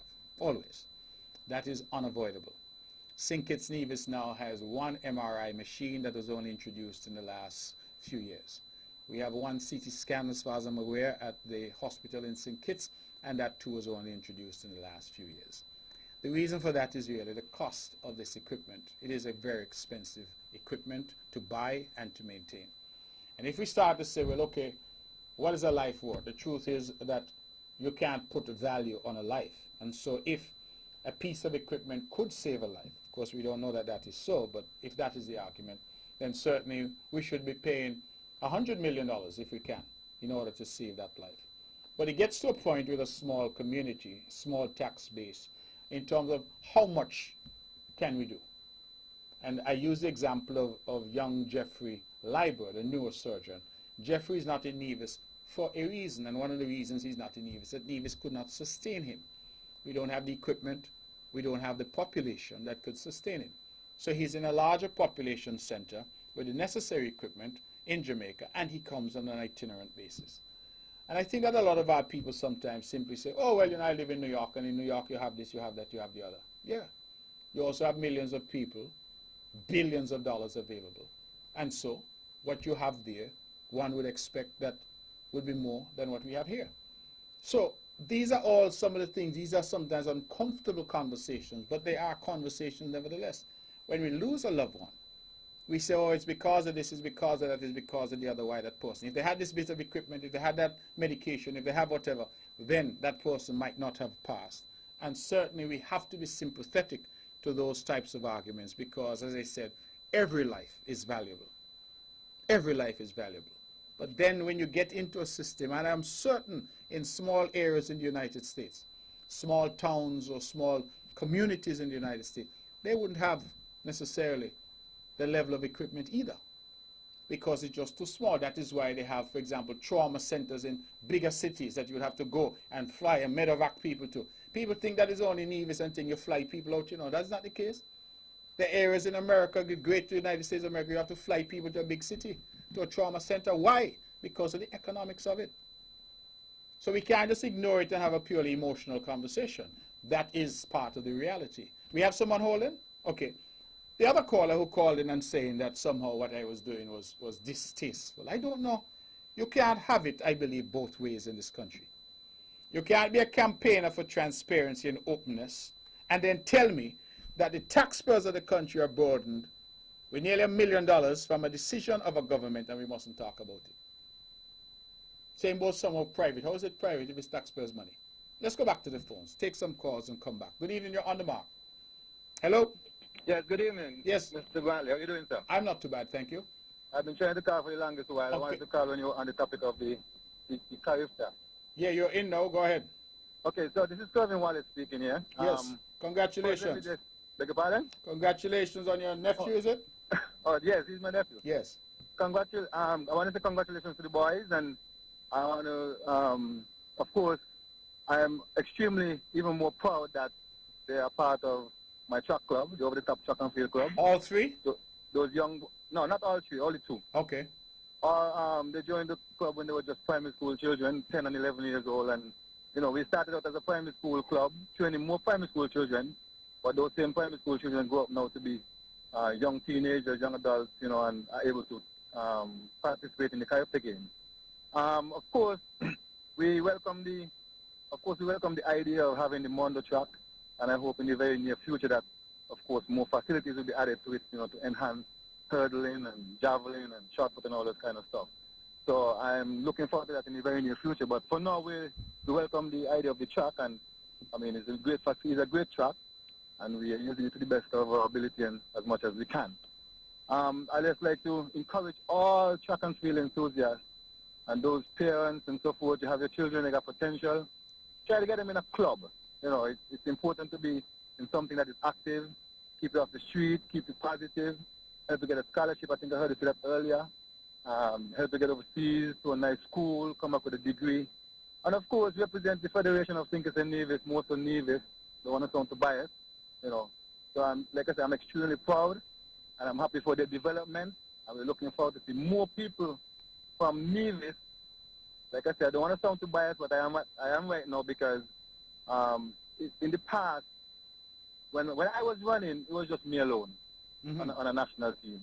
But now you have, I don't think ever in the history of track and field, as far as I know, you have so many people from Nevis making a national team, and more so, most of the participants in the relay team are from Nevis.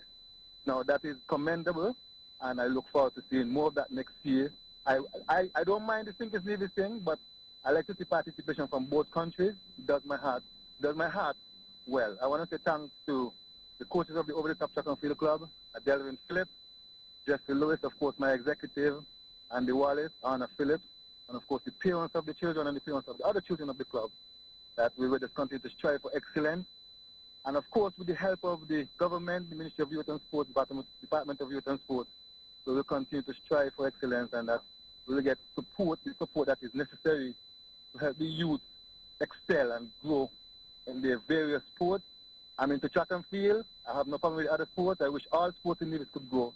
But sorry to be I'm a little biased. As I said, track and field is my thing, and I will do whatever I can in my power to see the sport grow from strength to strength, and that young people will find a love for it as a result of joining a club. Of course, my club is there. Anybody want to join? It's always open to young people. We start at 5 years old until they go right up to 16, 17, 18, 19, and 20. So, of course, I want to say thanks to the government for the support, but I would just really hope that more would be put into it. Mr. Brandt. Let me ask you, if we don't have a lot of time, regrettably, how do you rate the performance of the youngsters at Carifta? This group of youngsters? I rate them very highly, Mr. Brantley. I don't know if you saw the Carifta game, I don't know if you saw them run. Because when I watch those boys run, and how they perform, especially for the 4x4 relay, if you notice in the 4x4 relay, at one point we got the baton back, went back to 5th place. Of course, it's a Kelly Robert pulled that race right back up to 3rd place, which kind of pushed the team to get that bronze medal. Of course, all of them did their part, but you got to give compliment to where compliment is due. All of the boys ran well. My only disappointment, Mr. Bradley, is that the 4 fastest boys under 17 in the Federation of Thinkers and Nevis went to Carifta and did not run an individual race. That is poor taste, and I don't know on whose part, but I have to blame the SKNA for at this point. They did not take part in individual race. That is not really good. Those boys medal in a 4x4 and was not able to run an individual race. That can happen next year. We got to push for something better next year. We have to do that. All right. Well, thank you very much. I gave you a little run, even though we don't have much time, because I know you're an Olympian yourself. There's a lot more I could say, but yes. Thanks once again for bigging them up and, of course, giving them the publicity they need. Okay, excellent. All right, ladies and gentlemen, that was Mr. Kervin Wallace, one of our first, not one of our, but our first Olympian from Nevis. I believe, if memory serves, you would have gone to the Atlanta Games and would have, of course, at the time been neck and neck with fellas like Kim Collins, you know. I mean, in fact, some say that Kervin was faster than Kim Collins.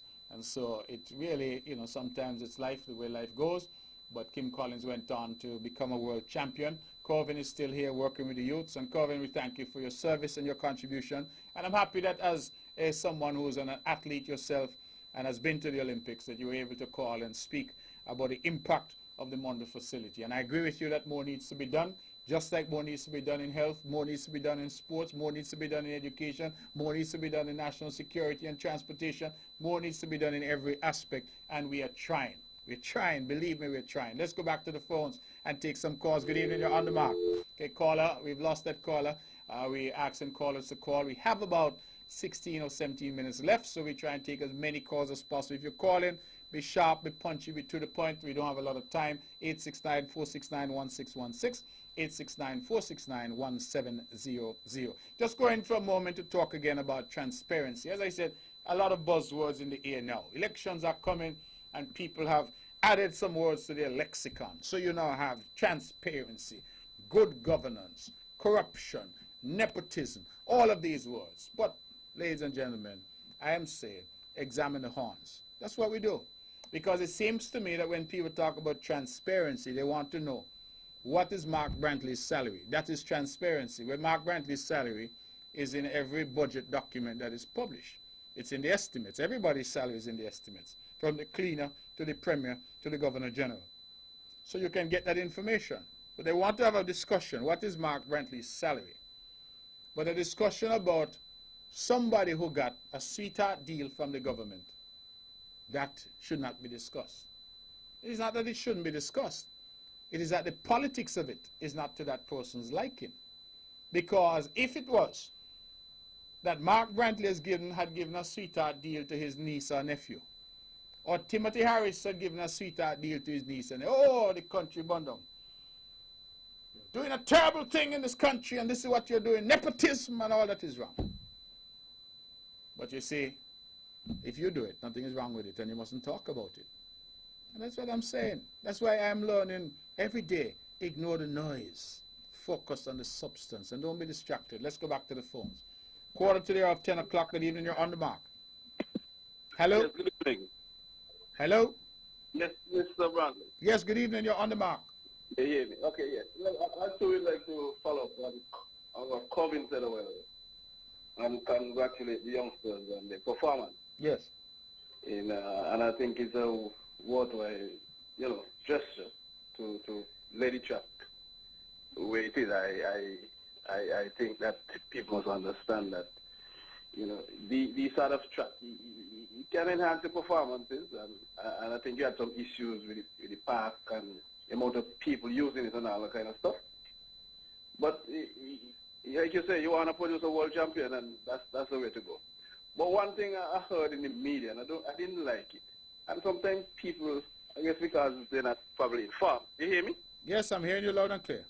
Right. In terms of when the team was being selected, I think sometimes, and it's my experience, that when your city is delayed, 99% of the time, it's some financial issues here to be worked out.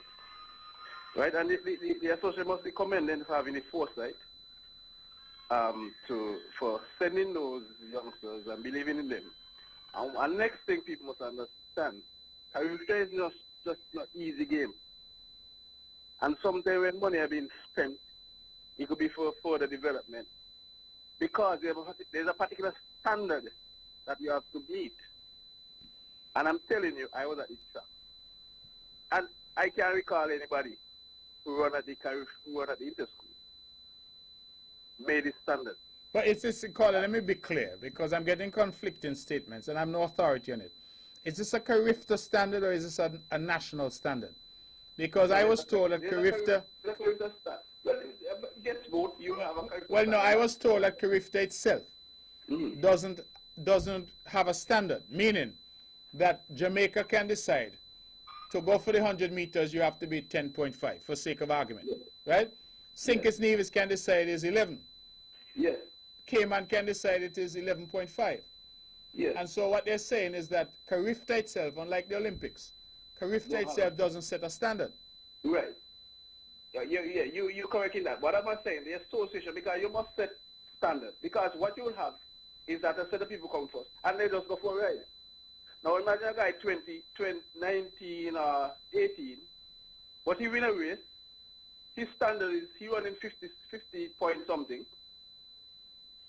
But before he gets on the flight, he doesn't being eliminated. That doesn't make much sense. Well, it doesn't make much sense. I agree, but at the same time, I think that sometimes the exposure.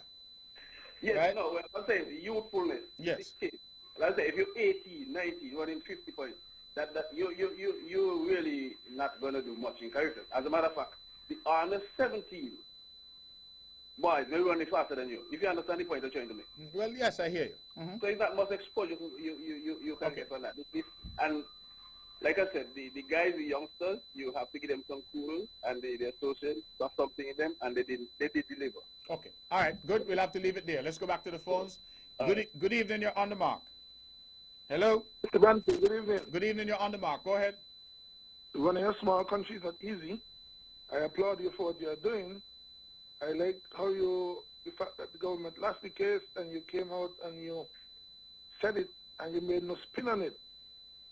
Number two, I also like the way you defended, put the record straight with regards to the judiciary system and the judges and such like, and not to criticize them.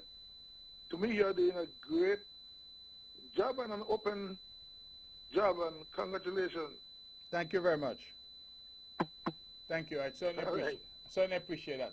Thank you for the call. It is 10 minutes to the hour of 10 o'clock, and we're taking your calls. For those who have something to say or want to be a part of our program, just to remind you again that this Saturday at NEPAC, there's a wonderful production from Jamaica, comedy. It is $65 at CDS. You can get it's called Single Entry, and we really want a packed house as we welcome this production from Jamaica. We look forward to it. We think it will be very exciting, and it is something that we certainly would want the St. Kitts and Nevis public to come out to. NEPAC seats 400. It's not a lot of people, so we look forward to seeing you there. I myself hope to be there and to be a part of this as we continue to promote NEPAC as a center for arts and theater in St. Kitts and Nevis. And so we encourage one and all to come out and be a part of that. We have congratulated our youngsters, of course, who bronze medaled at the Carifta Games, and I'm happy to hear people like Kervin Wallace calling in, because you hear a lot of chatter out there. People say what they want to say, but these are individuals who are actually in the kitchen. When you're in the kitchen, you know what the heat is like. You know how much curry powder and how much flour to put in. And these are people who are there. And when he says things like he thinks the Mondo Track is a good investment in the youth, I am encouraged by that, because these are people who know. Let's go back to the phones. 10 minutes to the hour of 10 o'clock. Good evening. You're on the mark. Hello. Good night, Mr. Premier. Yes, good evening. We are doing well, thank you. And how good there was. Everything has been going fine. We do not have a lot of time, so you need to get quickly to the point. Spend a lot of time. Yes. Just try to give thanks here. Now, this basically like to be an echo of the concern, where we find that our concern is about the buckle uprising, and it's basically you being a part of the federal government.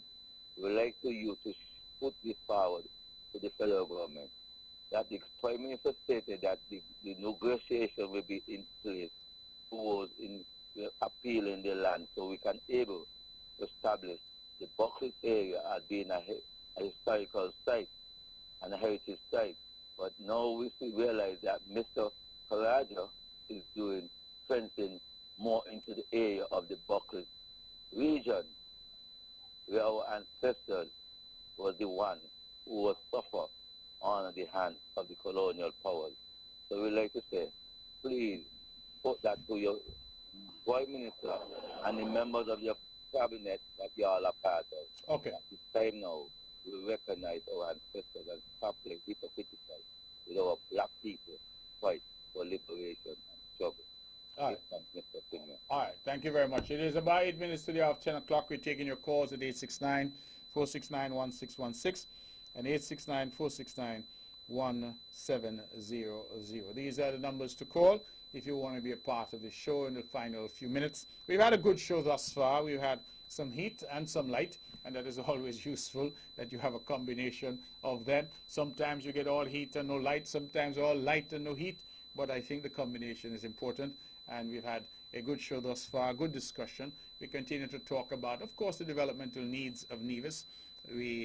As we listen to the callers, we hear demands being made for more in healthcare, but I'm pretty certain that the teachers out there are going to say that they want more in education. I'm pretty certain those in athletics and cricket and football are going to say they want more, and that is the nature of development.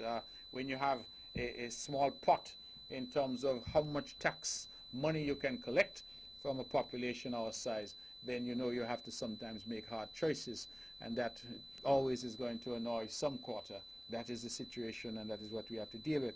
I just got a message here, and this young lady from the UK is actually texting to say she has been listening to the conversation. She said, let them know that good old Great Britain's second city Birmingham hospital is only partially functional. We have to drive hours to any other hospital because we don't have scans and so forth. It's interesting.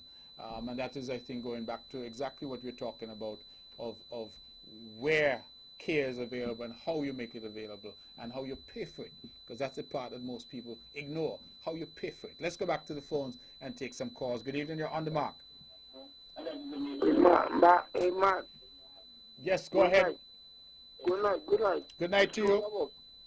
Just wake up. Yes. Good night, good night. Good night to you. Oh, God bless them and God. All right. Thank you. Have a good night. All right. Let's stick with the phones. We have about 7 minutes left. Good evening. You're on the mark.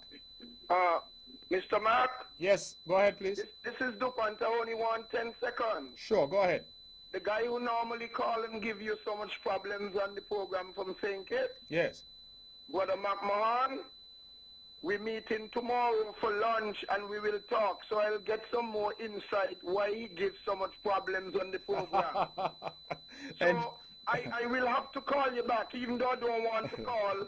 We're meeting tomorrow for lunch. I find him a professional though, but we got to dig a little deep into what's going on. Enjoy your lunch. All right. Yeah, take care. Okay, my brother. All right, let's go back to the phones. We have somebody. Okay, 869-469-1616, 869-469-1700. Those are the numbers if you want to be a part of the show. This show for tonight, we're coming, as we say, to the final furlong and the last 5 minutes or so. It has been, as I said, a good show. Maybe some of you are tuning late. Maybe you've missed most of the show. Just to let you know that the show is rebroadcast tomorrow right here on Vaughan Radio at 1 p.m. And you can hear it for the first time tomorrow if you didn't get it tonight. Or some say it is so nice that they listen twice. Either way, we look forward certainly to your participation. And certainly if you can call, then we suggest that you do call and be a part of it. It is now 5 minutes to 10. The phones are ringing. Let's go back. Good evening. You're on the mark. Yes. One thing you need to work on is streaming.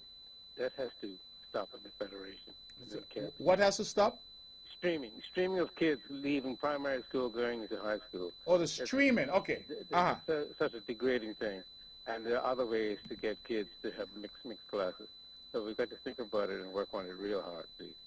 Okay. All right. Thank you very much for that. I think that we are trying to make some changes, caller, to be fair, because we are making a concerted push now into more vocational training, TVET. We're going to be spending quite a bit of money this year, next year on TVET centers in Gingerland and in Charlestown, where kids who show aptitude for one area or another will have better ability to be directed in that area. We see it work in other countries. I've been to Taiwan and seen it. In Germany, I've seen it. And so we're trying to change, and I think that we are now having some consultation on curriculum and the like, where we're trying to see what changes can be made. I think the education system is ripe for reform, and so certainly it's a debate and a discussion that we welcome. Is there someone holding? Okay, we have about 4 minutes. I think we can take maybe another call or two. So if you want to call 869-469-1616, 869-469-1700. I'm getting messages from all across the globe practically. People are messaging me, including many from the United States. I want to say good evening to all who are there, particularly those in the D.C., Maryland area who are messaging. Good evening to you, and certainly good evening to all of my friends and family, and good evening to all Divisions and Kittians, wherever you are, and friends of St. Kitts and Nevis, wherever you are. We are absolutely delighted to have you. Let's go back to the phones. Good evening, you're on the mark. Hello? Hello? Okay, that caller isn't there.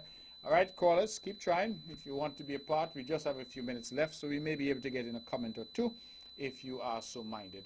869-469-1616, 869-469-1700. Is there anyone on the line?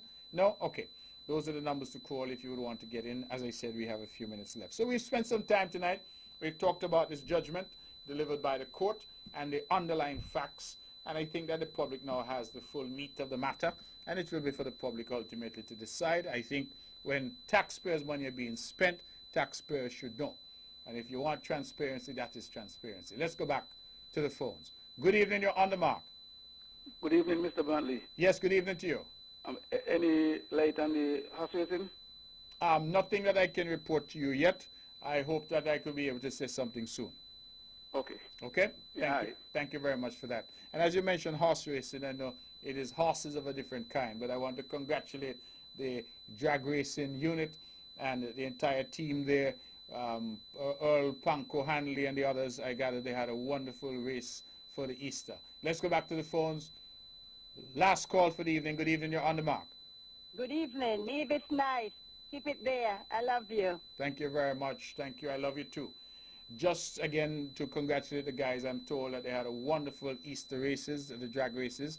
And, you know, again, when people talk about what's being done in sports, you look at all the playing fields around the island.